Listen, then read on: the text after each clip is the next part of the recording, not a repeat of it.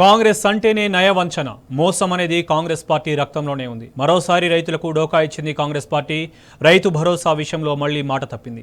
రైతు భరోసా పథకం కింద ఏడాదికి ఎకరానికి 12,000 మాత్రమే ఇస్తామని ప్రకటించాడు సీఎం రేవంత్. అది కూడా సాగు చేసే భూములకు మాత్రమే ఇస్తానని క్లియర్గా చెప్పాడు. పంటలు వేని భూములకు రైతు భరోసా రాదంటున్నాడు రేవంత్. రైతు భరోసా కింద ఏడాదికి ఎకరానికి 15,000 ఇస్తామని వరంగల్ డిక్లరేషన్లో రాహుల్ గాంధీ సమక్షంలోనే ఆర్భాటంగా ప్రకటించాడు రేవంత్. భూమి ఉన్న ప్రతి రైతుకు, కౌలు రైతుకు ప్రతి ఎకరానికి ఏడాదికి 15,000 ఇస్తామని చెప్పాడు. రైతులు ఓట్లు వేయించుకొని చివరికి ఇప్పుడు మాట తప్పాడు. రైతు భరోసా సాయం కేవలం 12,000 మాత్రమే ఇస్తామంటున్నాడు. అంటే వరంగల్ డిక్లరేషన్కు కాంగ్రెస్ పార్టీ నిట్ట నిలువునా తూట్లు పొడిచింది. రైతులకు ఇచ్చిన హామీని బుట్టదాఖలు చేసింది. రైతులను నమ్మించి గొంతు కోసింది రేవంత్ ప్రభుత్వం.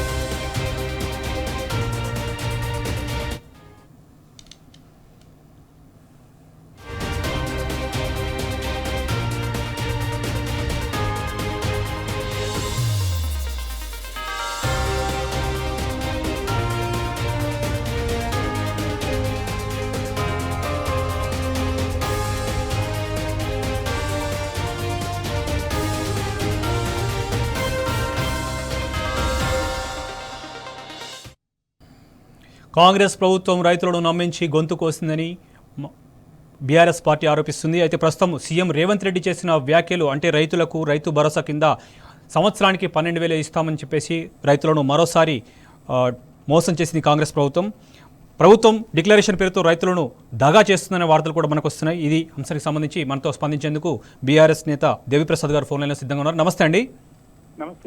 ఏడాది పాటు నాంచిన కాంగ్రెస్ పార్టీ ఇప్పుడు సంక్రాంతికి రైతులకు షాక్ ఇచ్చే న్యూస్ చెప్పింది.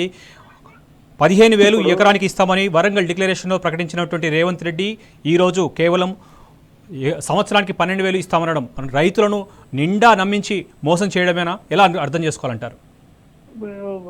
రైతులను మోసం చేయడంలో కాంగ్రెస్ పార్టీ మరొకసారి చాలా నగ్నంగా ఇలా కేబినెట్ తర్వాత ఈ ప్రకటన చేయడం అనేటువంటిది చాలా సిగ్గుచేటు. ఎందుకంటే 15,000 ఇస్తాం ఎకరానికి అని చెప్పి ఎన్నికల ముందు హామీ ఇచ్చి ఎన్నికల తర్వాత అన్ని జిల్లాలు తిరిగి కేబినెట్ సబ్ కమిటీ చేసి గత 5 రోజులుగా అనేక అడ్డమైన లీకులు ఇస్తూ మొత్తంగా కూడా ఇవాళ చివరికి కొండందవి ఎలుకం చేసినట్టు ఇవాళ కేబినెట్ లో 12,000 ఇస్తామని చెప్పడం అంటే రైతుల్ని దగా చేయడం, మోసం చేయడం, హామీలను ఉల్లంఘన చేయడం.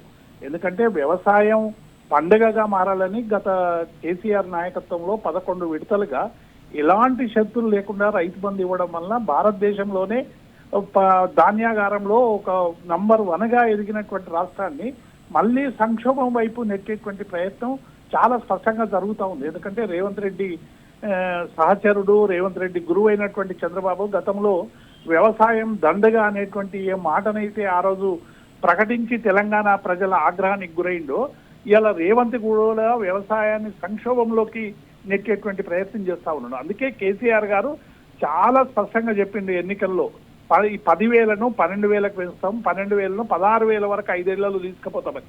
కానీ రైతులు 15,000 ఇస్తాడు కదా అని రేవంత్ రెడ్డి అని చెప్పి నమ్మి ఇలా ఓట్లేస్తే నమ్మిన వాళ్ళందరినీ కూడా నట్టేట ముంచినటువంటి ప్రభుత్వం కాంగ్రెస్ ప్రభుత్వం. ఇవాళ డిక్లరేషన్ల పేరు అటు వరంగల్ డిక్లరేషన్ కానీ, కామారెడ్డి డిక్లరేషన్ కానీ అన్ని డిక్లరేషన్లను కూడా ఇవాళ పూర్తిగా బొందబెట్టేటువంటి ప్రయత్నం చేస్తా ఉంది. ప్రజలకు హామీ ఇచ్చినటువంటి ఎన్నికల్లో ఇచ్చినటువంటి హామీని ఎగ్గడుతా ఉంది. పైగా యోగ్యమైనటువంటి భూములకని చెప్పి ఇలా సగానికి ఎగబెట్టేటువంటి ప్రయత్నం చేస్తా ఉన్నాడు. కేటీఆర్ గారు మా వర్కింగ్ ప్రెసిడెంట్ నిన్న ప్రెస్ మీట్ లో చాలా స్పష్టంగా చెప్పినటువంటి అంశమే ఇలా తేట తెల్లమైపోయింది. అంటే కాంగ్రెస్ నైజం అనేటువంటిది ఇలా తెలంగాణ ప్రజలకు మరొకసారి నగ్నంగా బయటపడ్డది. ఇలా అడుగుతున్నందుకు ఎదురుదాడులు చేస్తున్నటువంటి సందర్భాలు కూడా చూస్తా ఉన్నాం. కేసులు పెడతాం, అరెస్టులు చేస్తాం. మేము అడుగుతున్నది ఏంది? రుణమాఫీని మీరు అన్నట్టు 2 లక్షలకు చేయండి, రైతులకు రైతు భరోసా ఇవ్వండి, 15,000 ఇస్తామన్నారు ఇవ్వండి. 2 పంటలకు ఎగబెట్టిండ్రు. ఇలా ఒక్కొక్క రైతుకు ఎకరానికి 17,500 మీరు ఇలా బాకీ పడ్డరు, ఎప్పుడు ఇస్తారని అడిగినందుకు ఇలా ఎదురుదాడి చేసేటువంటి ప్రయత్నం చేస్తారు. మొత్తంగా ఇలా కేబినెట్ నిర్ణయం అనేటువంటిది తెలంగాణ ప్రజల ఆగ్రహానికి గురైతా ఉంది. రైతులందరూ కూడా పెద్ద ఎత్తున ఉద్యమానికి వచ్చేటువంటి అవకాశం ఉంది. ఇప్పటికైనా కాంగ్రెస్ పార్టీ తెలుసుకోవాల్సింది ఏంటంటే ఈ 12,000 అనేటువంటిది ఇవ్వడం, ఎందుకంటే గతంలో తుమ్మల నాగేశ్వరరావు ఒకసారి ప్రెస్ మీట్ లో వాళ్ళు చెప్పారు రైతులు అడుక్కునే స్టేజ్ ఉండొద్దని. ఇలా రైతులందరినీ కూడా అడుక్కునే స్టేజ్కి కాంగ్రెస్ పార్టీ తెస్తా ఉన్నది. ఇప్పటికైనా కాంగ్రెస్ పార్టీ రైతుల పట్ల వ్యవహరిస్తున్నటువంటి తీరు దుర్మార్గం. దీనికి వ్యతిరేకంగా కేసీఆర్ గారి నాయకత్వంలో, కేటీఆర్ గారి మార్గదర్శనంలో తెలంగాణ రైతాంగం అంతా కూడా మళ్ళీ తమ హక్కుల కోసం మరో ఉద్యమానికి ఇలా కార్యాచరణ ప్రారంభమవుతుందనేటువంటి విషయాన్ని మేము స్పష్టం చేస్తా ఉన్నాం. దేవిప్రసాద్ గారు, రుణమాఫీ విషయంలో కూడా ఏకకాలంలో చేస్తామని విడతల వారీగా చేసిన ప్రభుత్వం అది కూడా సగం మందికి మాత్రమే ఇచ్చింది. మరి ఇప్పుడు ఈ రైతు భరోసా కూడా ఇస్తామని ప్రకటించడం, అది కూడా 14 నెలల తర్వాత అందుతాయని చెప్పడం, అసలు రైతుకే గోరి కట్టినట్టు అవుతుంది మరి కాంగ్రెస్ ప్రభుత్వం. మరి కౌలు రైతుల పరిస్థితి ఏంటి, రైతు బీమా పరిస్థితి ఏంటి? ఇప్పుడు కౌలు రైతులకు సంబంధించి మేము కౌలు రైతులకు ఇస్తామని చెప్పేది ఇప్పటి వరకు కౌలు రైతులకు సంబంధించి ఎన్యుమరేషన్ లేదు. మూడవది రైతు కూలీలకు ఇస్తామన్నారు, 12,000 ఇస్తామని ఇవాళ కూడా ప్రకటించారు. 28 నాడే టెన్షన్గా మీ అకౌంట్లలో పడతాయని బట్టి విక్రమార్క గారు ప్రెస్ మీట్ పెట్టి చెప్పిన తర్వాత ఆర్థిక మంత్రి ఎట్లా చెప్తాడని రేవంత్ రెడ్డి కోపానికి వచ్చినట్టున్నాడు. ఆ 28 నాడు పడకుండా చేసి మళ్ళీ ఇవాళ కేబినెట్ మీటింగ్ లో దాన్ని మేము 12,000 ఇస్తామని మళ్ళా జనవరి 26 తర్వాత మార్చండి. అంటే మొత్తంగా కూడా ఇది వాయిదాలు వేసుకుంటా పోతున్నాడు తప్ప రైతును ఆదుకోవడానికి ఒక నిర్ణయం తీసుకోవాలనేటువంటి విషయంలో ఇలా కాంగ్రెస్ పార్టీకి చిత్తశుద్ధి లోపించింది అనేటువంటి అంశం వాస్తవం. 15,000 మీరు ఇస్తామని చెప్పిండ్రు.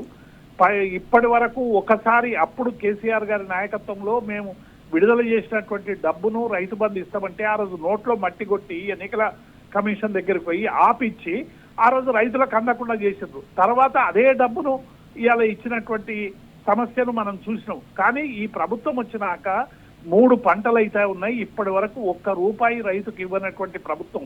ఎందుకంటే కేసీఆర్ ప్రభుత్వం మనిషి పుట్టినప్పటి నుంచి చనిపోయేదాకా, పంట పెట్టినప్పటి నుంచి పంట కోసేదాకా, మొలక నుంచి పంట వచ్చేదాకా రైతులకు ఎటువంటి ఇబ్బంది లేకుండా చేసినటువంటి ప్రభుత్వాన్ని ఇవాళ అనేక బురద చల్లేటువంటి ప్రయత్నం చేశారు. కొండలకు ఇచ్చారు, గుట్టలకు ఇచ్చారని చెప్పేటువంటి ప్రయత్నం చేస్తారు. ఏ కొండకి ఇచ్చారు, ఏ గుట్టకి ఇచ్చారు అనేటువంటి విషయం సంవత్సరంగా ప్రకటిస్తలేరు.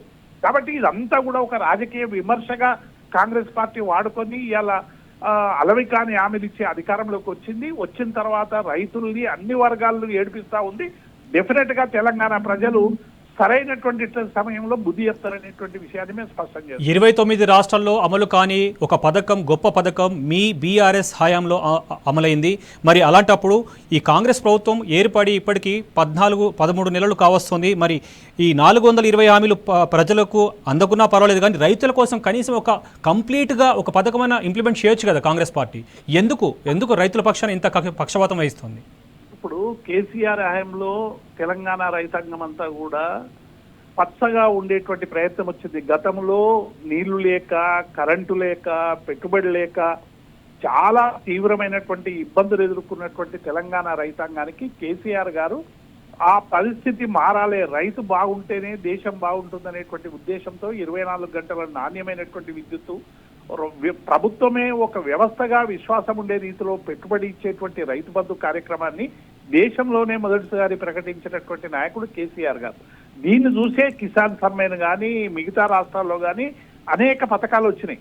కానీ ఇలా కేసీఆర్ గారు ఇచ్చినటువంటి ఆనవాళ్లను తుడిచేస్తామని చెప్పి ఇలా పూర్తిగా నేను అనుకుంటున్న మళ్ళీ రైతుకు రామ్ పలకడం అనేటువంటిది అందులో భాగంగానే మరి రేవంత్ రెడ్డి చేస్తున్నట్టుగా కనబడతా ఉంది.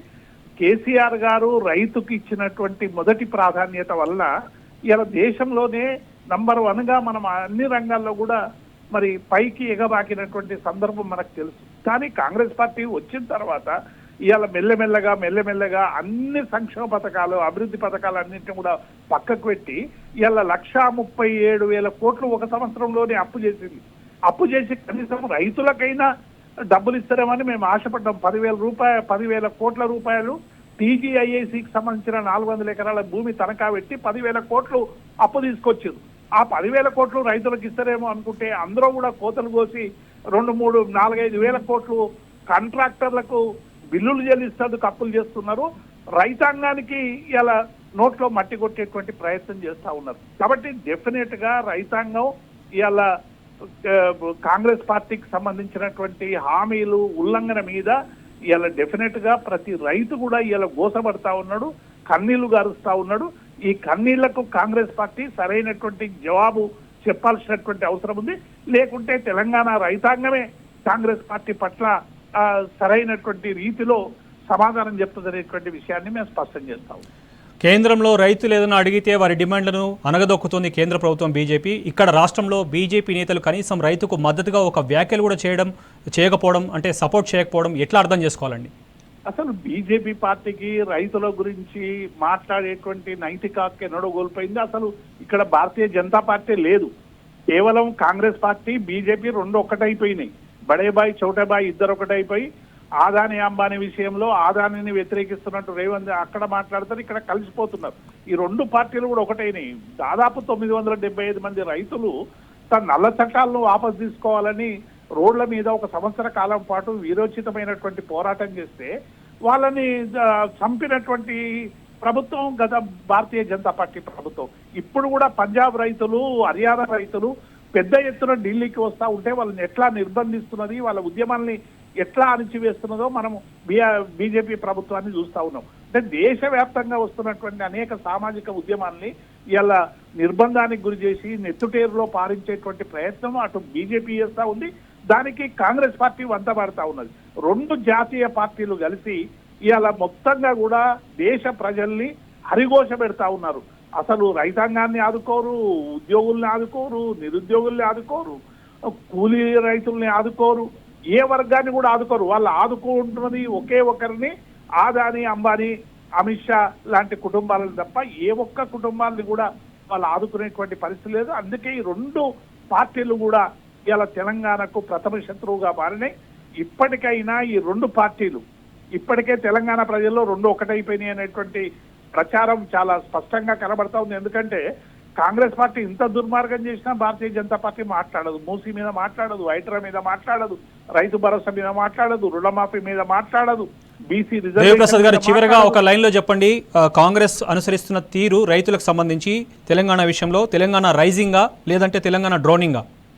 తెలంగాణ డ్రోనింగే కదండి, ఇంకేముంటది. తెలంగాణ ఒక అద్భుతమైనటువంటి 10 ఏళ్ల పరిపాలనలో కేసీఆర్ గారు అద్భుతంగా తెలంగాణను ఒక వికాసం వైపు తీసుకపోతే దాన్ని విధ్వంసం వైపు తీసుకుపోయేటువంటి ప్రయత్నం, సంక్షోభం వైపు నెట్టేటువంటి ప్రయత్నం కాంగ్రెస్ పార్టీ చేస్తా ఉంది. ఈ వికాసం మళ్ళీ మన తెలంగాణ రైతాంగానికి రావాలంటే బీఆర్ఎస్ పార్టీ అధికారంలోకి వస్తేనే సాధ్యమనేటువంటి విషయం ఇలా తెలంగాణలో ప్రతి పల్లె చాటుతా ఉన్నదనేటువంటి విషయాన్ని నేను స్పష్టం చేస్తాను. రాబోయే రోజుల్లో రైతుల పక్షాన, యావత్ తెలంగాణ రైతుల పక్షాన మీ బీఆర్ఎస్ పోరాటం ఏ విధంగా ఉండబోతుంది? రైతులకు మీరు ఈ సందర్భంగా ఏమని పిలుపునిస్తున్నారు? ఇప్పుడు రైతాంగం అధైర్యపడాల్సినటువంటి అవసరం లేదు, కన్నీళ్లు గారవాల్సినటువంటి అవసరం లేదు. మనకు పోరాటమే మార్గం. పోరాటం ద్వారానే మనం, ఎందుకంటే లగచర్లలో కానీ మీ దిలాల్పూర్లో కానీ రైతాంగం తీవ్రమైనటువంటి పోరాటం చేయడం వల్లే ప్రభుత్వం వెనక్కిపోయింది.